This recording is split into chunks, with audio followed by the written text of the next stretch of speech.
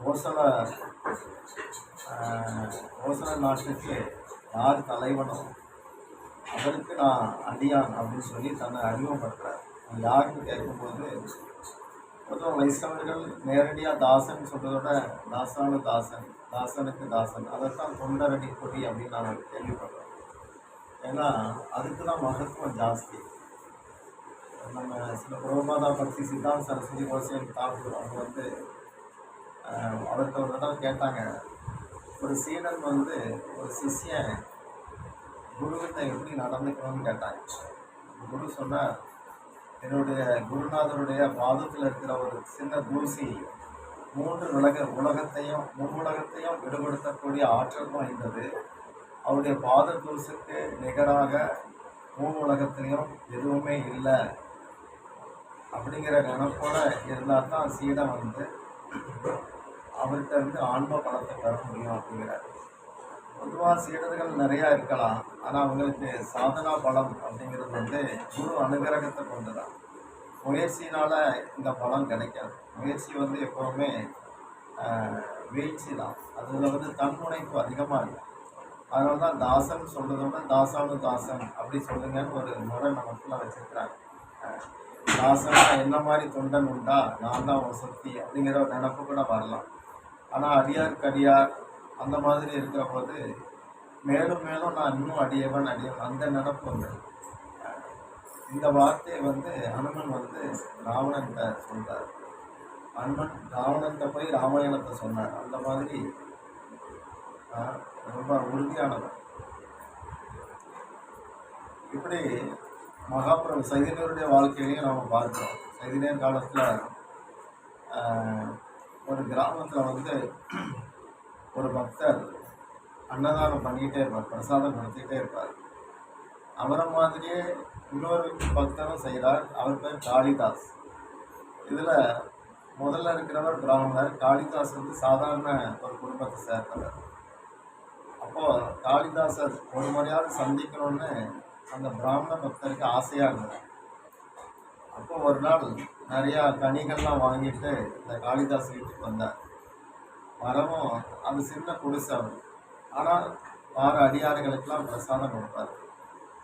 அப்போ இவர் வரவும் அவங்க எதிர்கொண்டு விழுந்து நமஸ்காரம் பண்ணி, எங்கள் குடிசைக்கு வந்தீங்களா, நீங்கள் சொன்னால் நாங்களே அங்கே வருவோமே, உங்களை பார்க்க நாங்கள் தான் வரணும், நீங்கள் வரலாமா அப்படின்னு சொல்லி ரொம்ப பணிவாக திரும்ப கேட்குறாங்க. அப்போது உங்களுக்கு சங்கீர்த்தனத்தில் ஒரு சுவை இருக்குது, ஹரிநாமத்தில் ஒரு சுவை இருக்குது. அப்படிப்பட்டவங்களை சேவிக்கும் போது எனக்கும் இந்த மீதி இருக்கிற வாழ்க்கையில் பகவான் பாதங்களில் ஒரு உறுதி ஏற்படும். அதுக்காகத்தான் நான் உங்களை பார்க்க வந்தேன், உங்களை வந்து தரிசிக்கணும்னு ஆசையோடு வந்தேன் அப்படிங்கிறார். அப்படிலாம் சொல்லாதீங்க, எங்கள் இல்லத்தில் உட்கார்றதுக்கு ஒன்றுமே இல்லைன்னு சொல்லி ஒரு மரத்துண்டு, அது பழக கிடையாது, மரத்தை அறுத்து கொட்ட வச்சுருந்து அதில் வந்து உட்கார சொன்னாங்க. அதுக்கப்புறம் இவர் வந்து அந்த பிராமண பக்தர் சொல்கிறார், உங்கள் கையால் நான் ஏதாவது சாப்பிடலான்னு ஆசைப்படுறேன் அப்படிங்கிறார். அப்போ அவங்க சொன்னாங்க, ஐயோ அது வேண்டவே வேண்டாம், அங்கே வந்து இங்கே வாரவங்களுக்கு கொடுக்குறோம் அது வேறு, ஆனால் நீங்கள் உயர்ந்தவங்க, சைதன்யருக்கு நெருக்கமானவங்க, நாங்கள் வந்து பக்கத்தில் தெருவில் சில எங்களுக்கு தெரிஞ்ச நல்ல அனுஷ்டானமாக இருக்கிற பிராமணர்கள் வீடெல்லாம் இருக்குது, அங்கே போய் உங்களுக்காக நாங்கள் பிக்ஷை எடுத்து வந்து உங்களுக்கு தர்றோம் அப்படின்னு சொன்னாங்க. இவர் வந்து சரி அவங்க மறுக்க வேண்டாம்னு சொல்லி அதை அப்படியே சம்மதம் சொன்னார். ஆனால் இவங்க கையால் சாப்பிடணும்னு அவருக்கு ஆசை இருக்குது. அப்புறம் அவங்க வந்து அதை சம்மதிக்க மாட்டாங்கன்னு தெரிஞ்சு போச்சு. அதுக்கப்புறம் இவர் கிளம்புற போது சாயந்தரம் ஆகுது, பேசிகிட்டு இருந்துட்டு கிளம்புறாங்க. கிளம்புறது படகுல கங்கையை கிராஸ் பண்ணாங்க. படகுத்துறை வரைக்கும் காளிதாஸ் கூட வந்தார். அப்போ இவர் சொன்னார், நீங்கள் போங்க நான் பார்த்துக்கிறேன் அப்படின்னு. அவங்க இல்லை, படகுல ஏற்றி அதுக்கப்புறம் நாங்கள் திரும்புகிறோம் அப்படின்னு சொன்னாங்க. இவருடைய பாதத்துடைய நாங்கள் போடணும்னு அவங்களுக்கு ஆசை, அவங்க பாதத்துடைய போடணும்னு இவருக்கு ஆசை. இப்படி ஒரு போட்டியே நடந்தது. இது மாதிரி சைதன்ய நித்யானந்தோட 2 பேரும் கீர்த்தன் பஜனை பாடும்போது அதே போல் அவங்களுக்குமே அந்த போட்டி இருக்குது. வைஷ்ணவர்கள் வந்து எல்லாருக்குமே இறைவன் இருக்கிறார், அந்த மாதிரி மனப்பால் உள்ளவங்க, யாரையுமே எதிரியாக கருதாதவங்க. அப்போ இவர் படகுல ஏற்றி விட்டுட்டு காளிதாஸ் வந்துட்டார் வீட்டுக்கு. வந்ததும் மனைவி முதல்ல சொல்கிறா, அந்த அந்தனர் எவ்வளோ ஆசையாக நமக்கு கனிகள் கொண்டு வந்தார், அதை உடனே பெருமாளுக்கு படைச்சி முதல்ல அதை சாப்பிடுவோம் அப்படின்னு சொன்னான். உடனே சரின்னு சொல்லி படைக்கிறாங்க. வாழைப்பழம் இருந்துச்சு, அதை படைச்சிட்டு அதை ஆசையாக சாப்பிட்டாங்க. அதுக்கப்புறம் அந்த தோலை வந்து ஜன்னல் வழியாக பின்பக்கமாக வெளியே போட்டாங்க.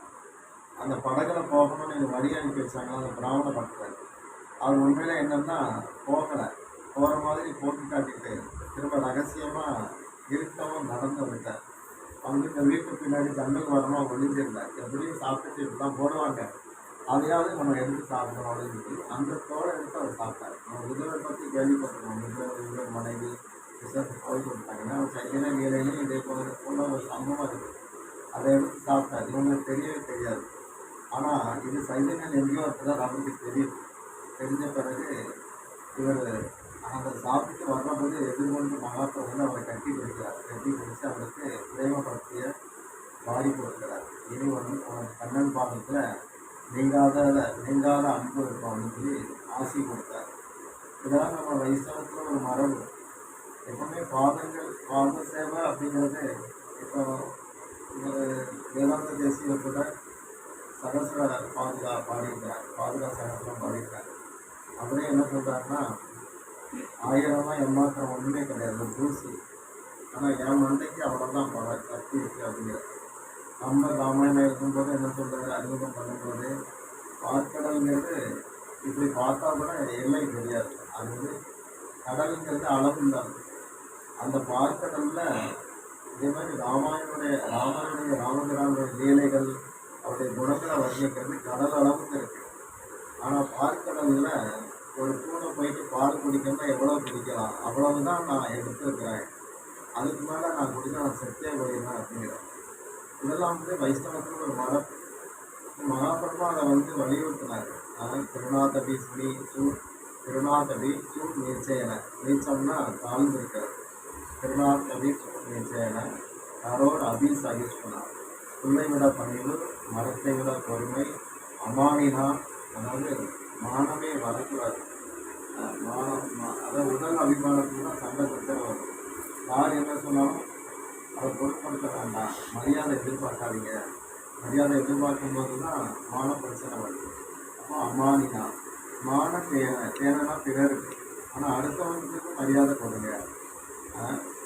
மான தேன கேசரியா சதாகரி, இந்த மாதிரி மனப்பாடு இருந்தால் தான் நீங்கள் எப்போவுமே கிருஷ்ணநாமத்தை சொல்ல முடியும், ஹரிநாமத்தை சொல்ல முடியும். சைதிலேயும் சொல்லியிருக்கார்.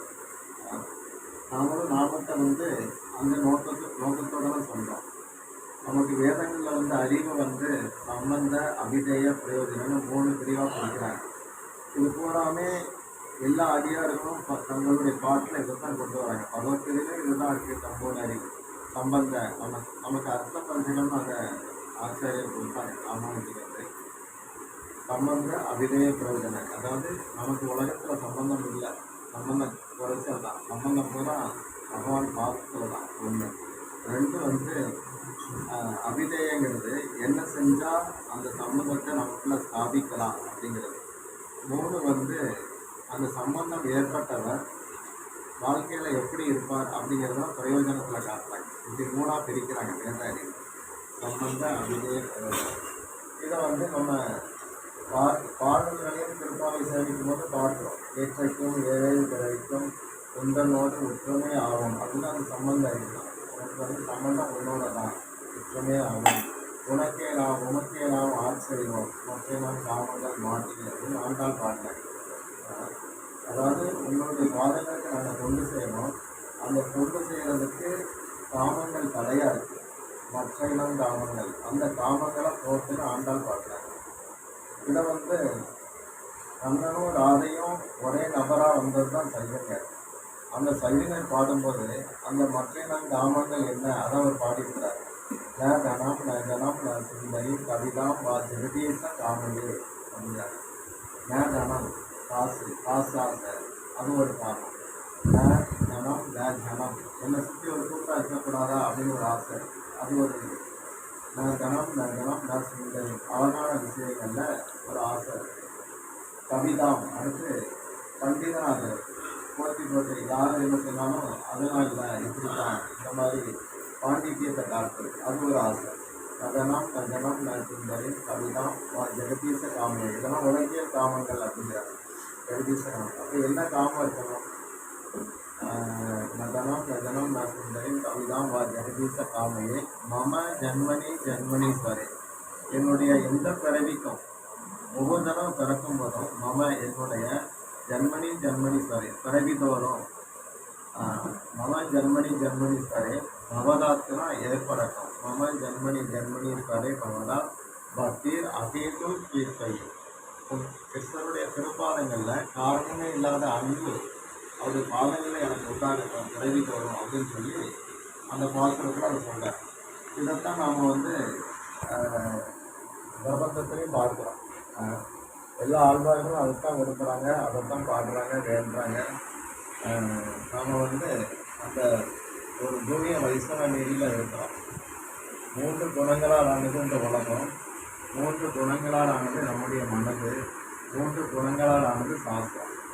அதனால திரைப்புண்ணிய வேதா நிஷ்டை குண மம அர்ஜுனா, அதாவது 3 குணங்களுக்கு உட்பட்டது தான் சாஸ்திரங்கள். ஆனால் நான் அதில் மேம்பட்டு இருக்கிறேன் அப்படிங்கிறாரு சார். நான் குணங்களுக்கு உட்பட்டவன் கிடையாது, நான் குணங்களுக்கு மேலே இருக்கிறேன்.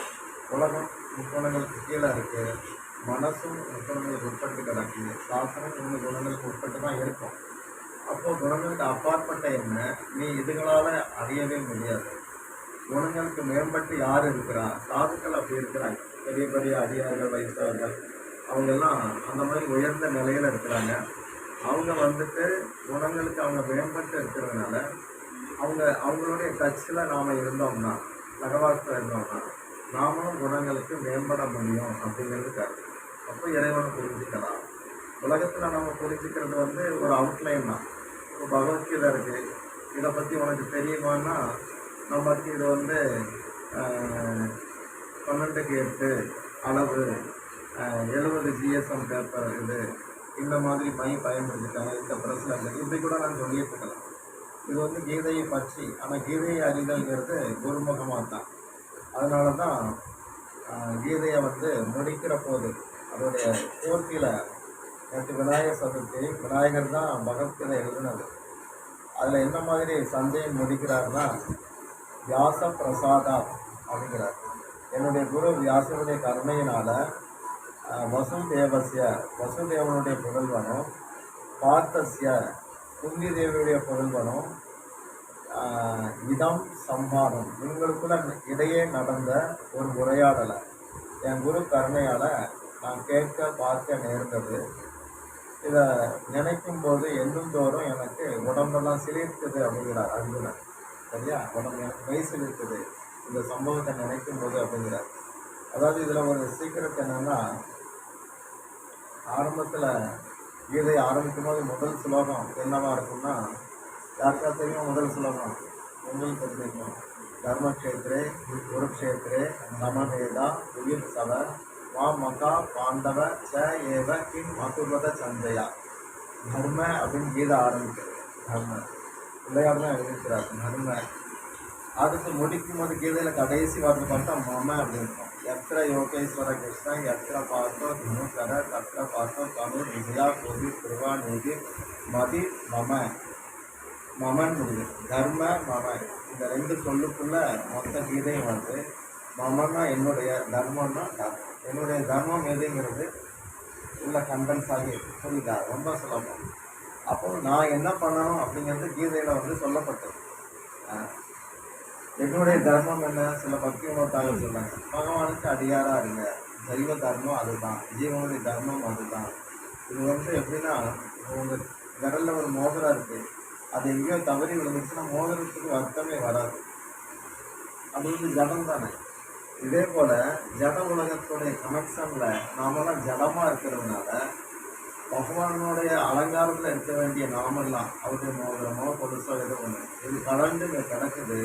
வருத்தம் போனால் கண்ணனுக்கு தான், நமக்கு கிடையாது. நமக்கு இந்த ஜட உலக இதில் இருக்கிறதுனால உணர்ச்சி குறைவது. நமக்கு உள்ள உணர்ச்சியெல்லாம் ஜடமாகவே இருக்கு, ஆன்மீகமாக இல்லை. ஆனால் உணர்வுக்கு காரணம் வந்து இறைவன் தான். அவர் தான் சொல்ல, நான் தான் உள்ளே இருந்து ஒரு எந்திரத்தை ஓட்டுற மாதிரி உங்களை ஓட்டிகிட்டு இருக்கிறேன் அப்படிங்கிறாரு. நம்ம இதயத்துக்குள்ள அவர் இருக்கிறார்.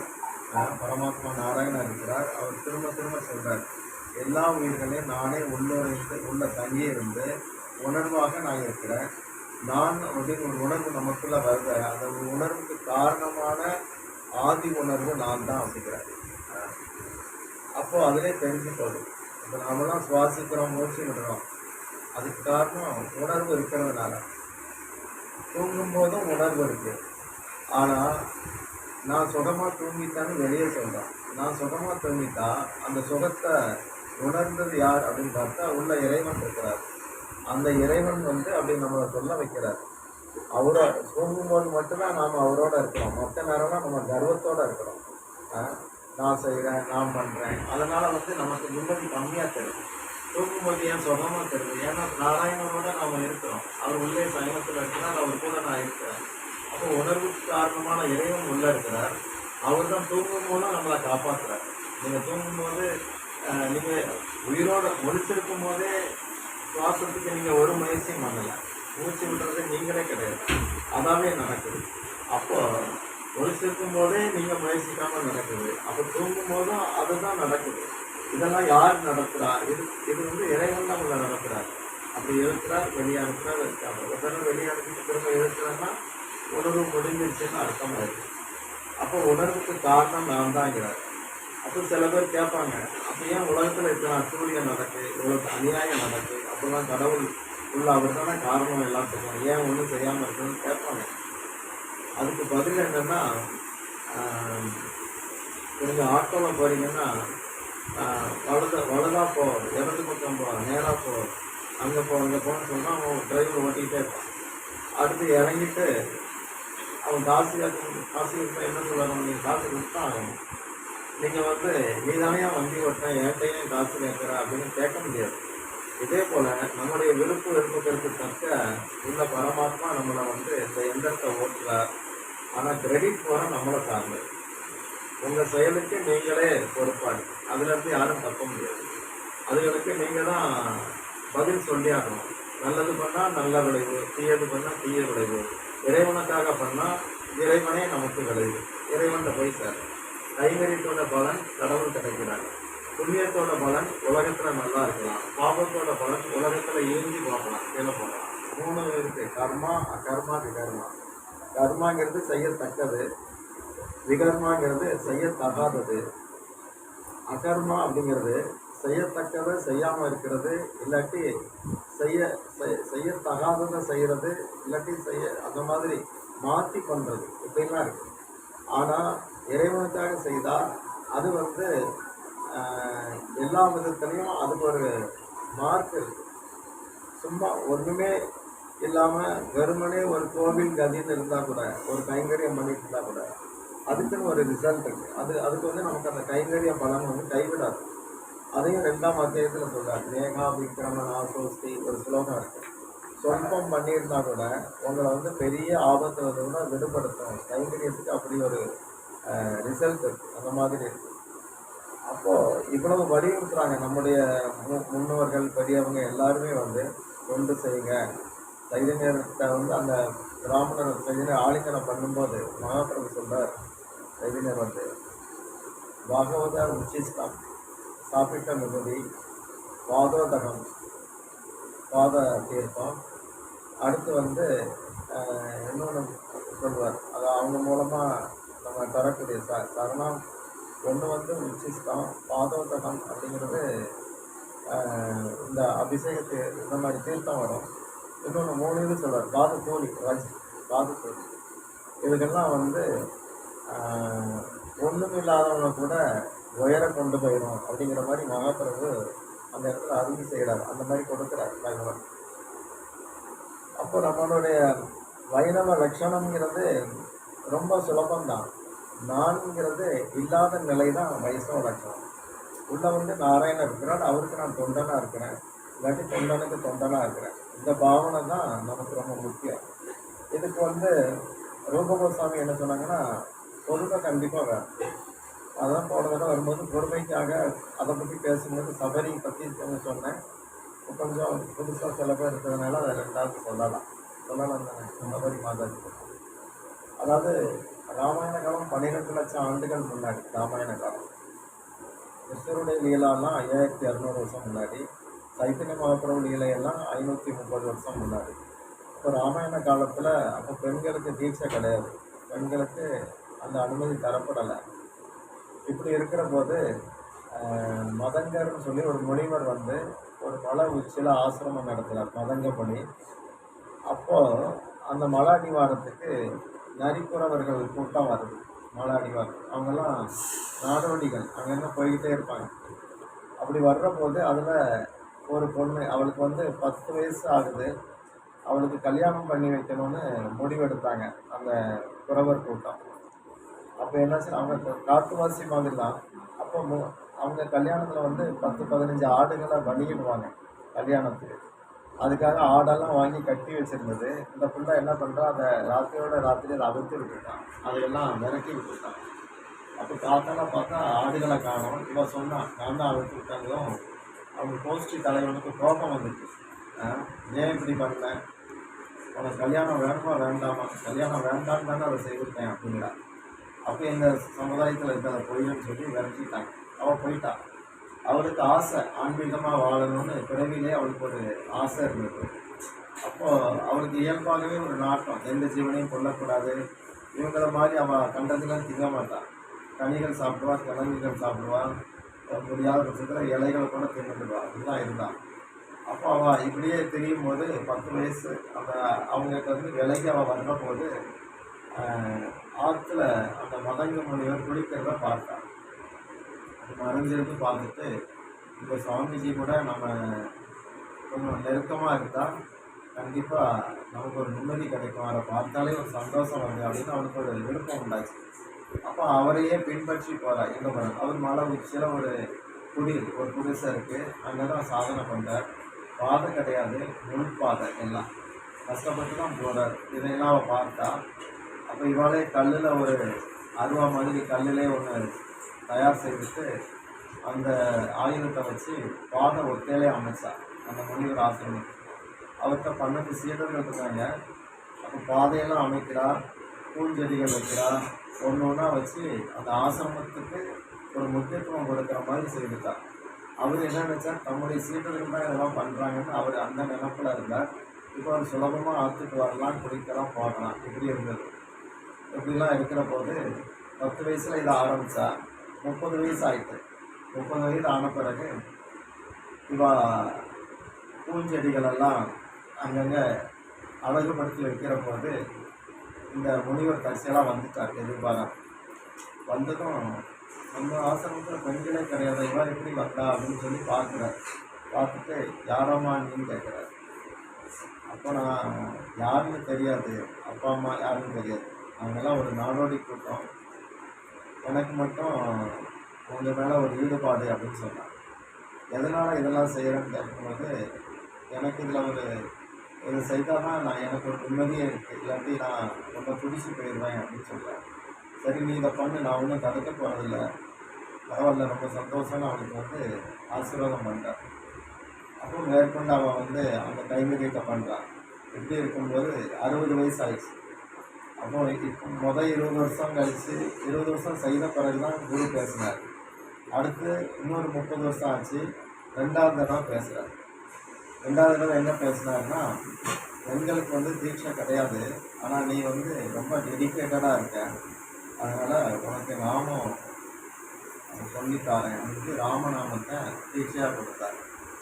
கொடுத்துட்டு அவர் என்ன சொன்னார்னா, எனக்கும் வயசாகிட்டே போகுது, இனி கூடிய சீக்கிரம் நானும் எனக்கும் உயிர் போயிடும், அந்த மாதிரி என் நிலைமை இருக்குது. அப்போது நீ செய்கிற கைங்கரியங்களை விட்டுறாத. இன்னும் வந்து எனக்கும் 60 தாண்டிட்டு, சீடர்களுக்கும் 60 ஆகுது, எல்லாருமே வந்து மூப்பு அடைஞ்சதுனால நீ என்ன பண்ண, கீழேருந்து வர்ற போதெல்லாம் ஒரு பாத்திரத்தில் தண்ணீர் கொண்டு வந்து, ஒரு பானையில் தண்ணீர் கொண்டு வந்து வை, கிழங்குகளோ கனிகளோ ஏதாவது கொண்டு வந்து மேலே கொண்டு வந்து வச்சு மூடி வச்சு, ஏதாவது ஒரு நாள் இங்கே இறைவன் வர்றதுக்கு வாய்ப்பு இருக்கு. நான் இல்லாத போது அவர் வரலாம், நான் இறந்து போன பிறகு அவர் வரலாம். அது வந்தார்னா வெறுங்கையோடு போகக்கூடாது. இங்கே இருக்கிறத சாப்பிட்டுட்டு ஆகாரப்பட்டுட்டு அவர் தீர்த்தம் சாப்பிட்டுட்டு அவர் போகணும், கொஞ்சம் ஓய்வெடுத்து போகலாம். அந்த பொறுப்பை நான் உங்கள்கிட்ட ஒப்படைக்கிறேன் அப்படின்னார். அவருக்கு ரொம்ப சந்தோஷமாயிடுச்சு. சரின்னு சொல்லி அதுலேருந்து அந்த சேவையை எக்ஸ்ட்ரா அந்த சேவையை செய்கிறான். பூஜாவில் தண்ணீர் கொண்டு வந்து வைக்கிறது, பெரிய அகலமான பாத்திரத்தில் தண்ணி வச்சுருவான். அப்புறம் இலைகளில் கூடையில் கனிகள் கிழங்குகள் எப்பவும் இருக்கும். இப்போ என்னென்னா அந்த மதக முனிவர் இறந்துட்டார். ஆனால் இறைவன் எப்படி இருப்பாருங்கிறத அவர் சொல்லி தரல. கடவுள் எப்படி இருப்பார், அதனால் இவனுக்கு ஒன்றும் தெரியாதனால அங்கே சில சமயம் மான்கள் வரும், வந்துட்டு அந்த கனிகள்லாம் சாப்பிட்டோம், கிழங்க அப்படி கொஞ்சம் குடிக்கும், அந்த தண்ணீரை குடிக்கும். இதுதான் கடவுள் அப்படின்னு நினச்சிட்டு விசிறி பண விசிறி வச்சு வீசுவாங்க. அதுகளுக்கெல்லாம் கிளி வந்தால் கிளிக்கு வீசுவா, எந்த பிராணி வந்தாலும் சரி. அப்போ முரட்டு ஜீவர்கள் கூட அதுகள் கூட அங்கே வந்துட்டு இவனுடைய பக்தியுடைய வைப்ரேஷனால் ஈர்ப்பாகி, ஏன்னா இதயம் புலி சிங்கமாக இருந்தால் கூட அதுக்கும் இதயத்தில் நாராயணர் தானே இருக்கிறார். அப்போது இங்கே இறைவனுடைய பாதம் படப்போதுன்னு அந்த மிருகங்களுக்கு தெரியுது. அதை வச்சுட்டு எல்லாம் வந்துட்டு அங்கே தண்ணீர் குடிக்க, கொஞ்ச நேரம் படுத்துடுங்க, அதுகளுக்கு போய் வீசுவாங்க. பயமே இருக்காது, அப்படி விசிறி விடுவார். அப்புறம் தடவி கொடுப்பார், காலில் ஏதாவது ஒட்டிடுறத எடுத்து விடுவார். இப்படி ரொம்ப சேவை பண்ண ஆரம்பிச்சிட்டார். இப்படி 80 வயசு ஆயிடுச்சு. 30 ஆச்சு, 60 ஆச்சு, 80 ஆயிடுச்சு. 80 ஆன பிறகு அந்த சீடர்கள்கிட்ட இப்போ கேட்டால் அவங்கெல்லாம் அங்கேயே பக்கத்திலே குளிச்சாங்க, மேலே மலை வச்சுல. ஒரு சீடர்கள்கிட்ட இப்போ கேட்டால், எனக்கு ரொம்ப வயசாகுது, உங்களுக்கும் வயசாகிடுச்சு, கீழே இருந்து குளிச்சுட்டு மேலே வரணும்னா மூச்சு வாங்குது, இறைவன் வேற வந்து போயிட்டு இருக்கிறாங்களா, நான் அதனால் கொண்டு செய்கிறதுக்கு இங்கேயே தொடர்ந்து இருக்க ஆசைப்படலை, நீங்கள் சம்மதிச்சிங்கன்னா நீங்கள்லாம் குளித்த பிறகு கூட நான் அந்த குளத்தில் குளிக்கிறதுக்கு அனுமதிப்பீங்களான்னு கேட்டேன். அவங்களுக்கு கோபம் வந்துச்சு. என்ன வார்த்தை பேசுகிற நீ, ஆனால் நீ ஒரு மாணவடி நதி கொடுத்து நீ இங்கே குளிக்க போறியா? அப்படி ஒன்றும் சேவை பண்ணணும்னு அவசியம் கிடையாது. சேவை செய்ய முடிஞ்சா செய், இல்லாட்டி நிறுத்திக்க, வயசாயிடுச்சுல இன்னும் எதுக்கு போட்டு போதும், இவ்வளோ வருஷம் செஞ்சாலும் போதும் அப்படின்னாங்க. உடனே நடுங்கி போயிட்டான். ஐயோ அதை மட்டும் தடுக்காதீங்க, நான் கீழே இருந்தே வரேன் அப்படின்னு சொல்லி கீழே இருந்தே வர ஆரம்பிக்கிறான். இப்படி கரெக்டாக 90 வயசாயிடுச்சு. 90 வயசு ஆகும்போது, அதாவது இவன் நான் கீழே குளிச்சுட்டு வரேன் அப்படின்னு சொல்லிட்டு அடுத்த நாள் அவள் தாமதமாக வரும்போது இந்த 12 பேரும் குளிக்காமல் இருந்தாங்க. அப்போது இவன் மேலே ஆத்திரத்தோடு இருக்கிறாங்க. என்ன, ஏன் ஒரு மாதிரி இருக்கீங்க, நான் எதுவும் தப்பு பண்ணிட்டேன்னா, நீ தப்பு பண்ணாமலேயே தப்பு நடந்துச்சு அப்படிங்கிறாங்க. கோவப்பட்டாங்க. என்ன கோவப்பட்டாங்கன்னா, நான் அந்த குளத்தில் குளிக்கட்டுமா நீ கேட்டிய அந்த நிமிஷம் அது சாக்கடையாக மாறிடுச்சு. இப்போ நாங்கள் குளிக்க முடியாமல் நீ பண்ணிட்ட ஒரு வார்த்தை, நீ உன்னுடைய ஜாதியில் வர வார்த்தைக்கே இவ்வளவு தீட்டது. அப்படி குளிச்சிருந்தோன்னா நாங்கள்லாம் செத்தே போயிருக்கோம் அப்படின்றது இவன் பயந்துட்டான். இவன் போய் பார்த்தா சாக்கடையாக தான் இருக்குது. என்னடா இது, இவ்வளவு பாட்டியாக நான் இருந்திருக்கிறானா அப்படின்னு சொல்லி ரொம்ப வருத்தப்பட்டுட்டு என்னை மன்னிச்சிருங்க அப்படின்ட்டான். மன்னிச்சு என்ன பண்ண, சாக்கடை தானே அப்படின்னு சொல்லி அவனை தூரத்தில் போய் குளிச்சுட்டு வந்தாங்க. இவளை திட்டிட்டு போகணும்னு அவங்க உட்காந்துருக்காங்க. வந்ததும் திட்டிட்டு அப்புறம் போய் நிம்மதியாக குளிச்சுட்டு மதியம் போல் வராங்க. இப்படி நடந்தது. அதுக்கப்புறம் 90 வயசு ஆயிடுச்சு. அப்போ தான் அந்த மலை இழந்த பழங்கள்லாம் சேகரித்து வச்சுருக்கும் போது ராமபிரான் வராது. ராமலட்சுமணன் வந்தாங்க.